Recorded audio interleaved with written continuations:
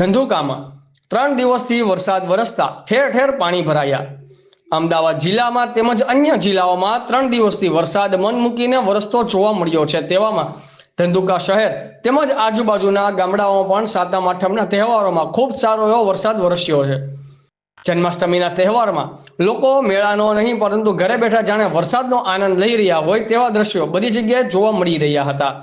ધંધુકા શહેરના Shantivan society, college road, plot વિસ્તાર, નાળાના વિસ્તાર, નાની શાક માર્કેટ, કુંભારવાડા તેમજ અન્ય જગ્યાએ વરસાદના પાણી ભરાયા હતા, જેનો કોઈ ચોક્કસ નિકાલ કરવામાં આવ્યો નથી તેવું સ્થાનિક રહીશો દ્વારા જાણવામાં આવ્યું છે।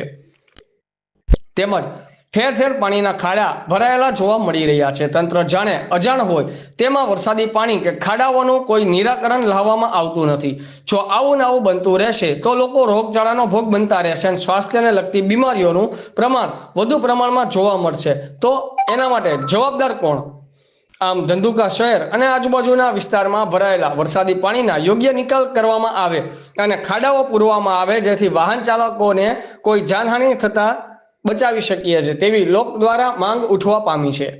રિપોર્ટર સંજયભાઈ ઝાલા, ઇન્કલાબ ન્યૂઝ, ધંધુકા।